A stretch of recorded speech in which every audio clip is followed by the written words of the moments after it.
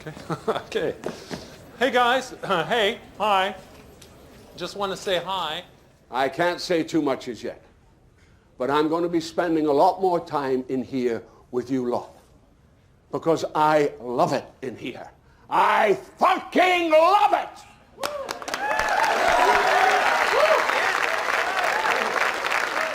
You know, the whaling industry was delivering lighting. Remember that 6 out of 7 barrels of oil that were used by the Allies during World War II, 6 out of 7 of them came from the United States. So it's going to happen because of price. It's going to happen because of policy and technology. You know, people think of John D. Rockefeller and Standard Oil, they think of, gasoline. Nothing to do with gasoline. John D. Rockefeller was a lighting merchant, because what they did is that they rolled back the darkness. You shall not pass! With lighting. Before that, the number one source of lighting, candles and whaling. The whaling industry was delivering lighting. Yeah. And so for the first 30 or 40 years of the oil industry was a lighting business. And then comes along this other guy named Thomas Edison, and suddenly you have electric lights, and you say, well, that's going to be the end of the oil business. But by the way, over here is Henry Ford and others, and you're creating this whole new market in the 20th century for gasoline. In the 19th century, gasoline was a waste product, going like for 3 cents a gallon. Yeah. So, one of the things I learned from the prize, which I didn't appreciate before, is that before the car is invented, when Edison was a light bulb, people were saying, Standard Oil will go bankrupt because the light bulb was invented. Yeah, John D. Rockefeller became the richest man in the United States as a merchant of lighting, not as a merchant of mobility. So I think one of the things you say in some of the earlier chapters is that Rockefeller was especially interested in controlling the refining business and not the land owning and the drilling. After World War I, it clearly was on the agenda in a way that it hadn't been before, and you had governments much more engaged in supporting, U.S. companies. There was also this vision that the U.S., which, by the way, the U.S. was so dominant as a producer. Remember that 6 out of 7 barrels of oil that were used by the Allies during World War II, 6 out of 7 of them came from the United States. I drink your milkshake. I drink it up. So, but after World War I, you had these fears of running out. And so that was one reason the U.S. government supported American companies beginning to go into the Middle East, because governments recognized you needed oil. So was the continuation of antitrust in oil after World War II, was that a mistake? Because what happens often when I'm reading your book is like the oil producing countries can negotiate together. Obviously, after OPEC, they're literally a cartel, but then these different Western companies, in 1973, finally, the U.S. government did give an antitrust waiver to the companies to try and have a united front in the negotiations. But remember, it got all tied up with geopolitics. It got tied up with Arab-Israeli wars and so forth. So it wasn't just about oil. There were other things going on, and the use of what was called the oil weapon. Yeah, okay, so let's talk about the oil crisis in 1973. One thing I was surprised to learn is that the supply of oil didn't actually go down that much. Like global supply, 15% or something declined. Why did that have such a huge effect? This was completely unprecedented, unexpected. So it created a panic, and it was also right towards, as the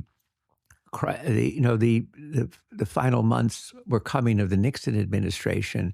So it got all tangled up, and then we had the system of price controls and allocation controls, which made it much harder for the market to adapt.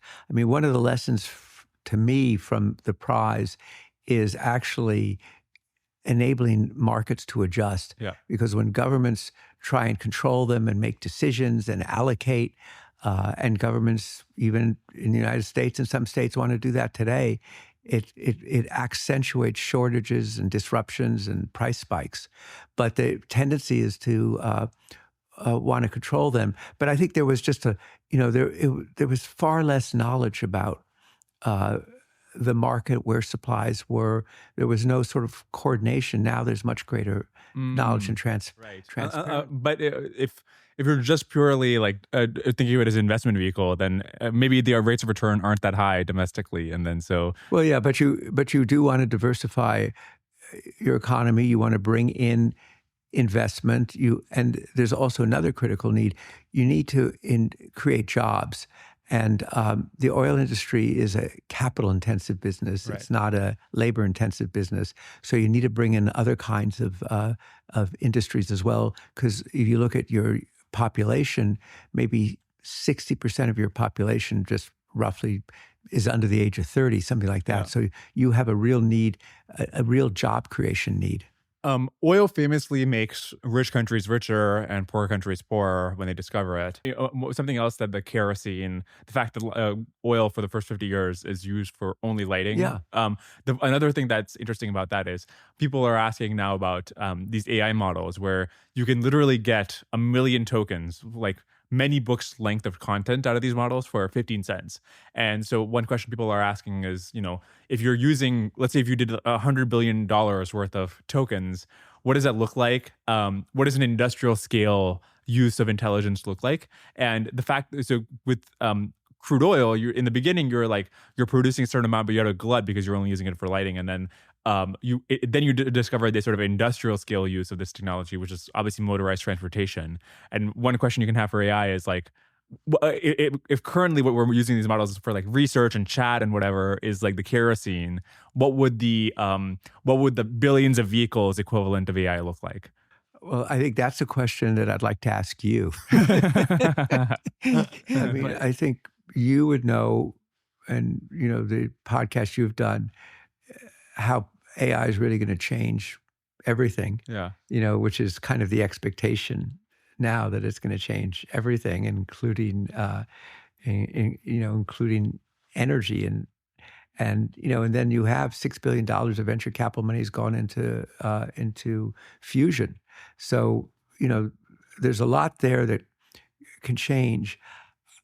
My own view is that the energy transition, it's not going to happen because of price. It's going to happen because of policy and technology, I think, is what's driving it. I have the view that people have had kind of simple notions of how the energy transition will work.